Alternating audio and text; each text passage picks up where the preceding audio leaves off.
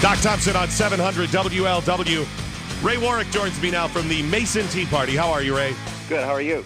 I'm doing fine. All right, what do you guys have going on? You got something you're preparing for next week? You need a little airtime? Yeah, we're the Tea Party's statewide, Doctor, in support of Senate Bill 5.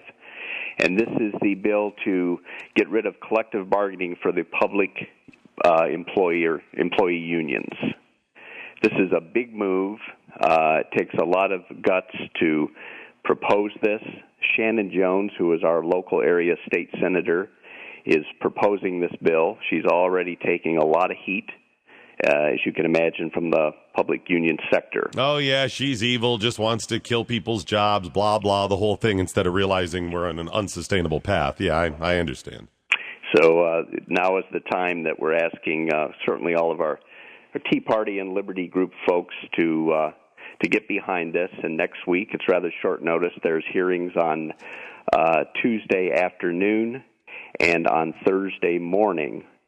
Most of the people are coming on Thursday, so we will probably have quite a good representation that day. We still need people to show up on Tuesday to show our support for the bill, and people can actually testify before the subcommittees if they choose, give their opinion about this. All right, give me the Senate bill number again. It's Senate Bill 5. Senate Bill 5. All right, and you're looking for people at this point, I guess, would to email and call, obviously let their feelings be known to all of their legislators, as well as, I would guess, the governor. And then Tuesday and Thursday, you're looking for people to show up? Absolutely. All right, I'll tell you what, the governor has come out and really taken a strong stance, and he's going to get a lot of heat for this as well, to say that he wants to ban striking by public workers and to basically trim down the effectiveness of the unions for the public workers. They have gotten way out of control. Yeah, it's unsustainable, as you said. And we're at a point now in Ohio, certainly, where the government's getting bigger than the private sector. And generally speaking, they make more money, they have more benefits, and they also have defined benefit pension plans. There is no such animal in the private world. We got rid of those long ago because they mathematically cannot work. Well, and that is the cornerstone of what is hurting us right now with our unfunded liabilities down the road. Every state is going through this. Many municipalities across the country and even the federal government have these huge retirements that we are going to have to pay or deal with. And we got that way because of unreasonable unions. I think people ought to be paid a good wage. If they do a good job, paid based on, their successes at the work. We ought to keep government low. And I'm sorry, I think government workers, all of them, should make a little bit less than the private sector, because that's not a job that we want people to grow and live and stay in and forever. It needs to be something that you and I say, get out and do it in the private sector as much as possible. But this is the cornerstone. This is the problem.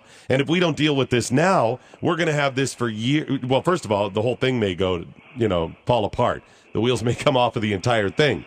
But we've got to deal with all of those long-term retirement plans and what public employees make. I mean, that's what happened to General Motors and Chrysler. That was part of it. And the government steps in and bails out those workers, even though those unions negotiated those contracts with little regard for killing the golden goose. And then what happens when they were supposed to realize the error of their ways because the thing fails? Well, what happens?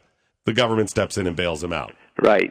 But I would point out to you that this isn't all on the union side of it, or certainly the union members.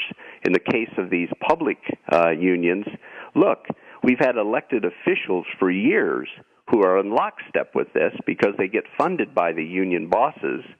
And at some level, many of the rank-and-file union members are just victims because they're in a system that can't be sustained. Well, a lot of them are forced to join the union, number one. Yes. And I'm not saying all the union members are bad. It's the structure, and it's the people who run it. Look at what the people that run the unions make versus the average person. You got it. And the thing is, we need our elected officials, and that's where the folks like me come in, Tea Party people.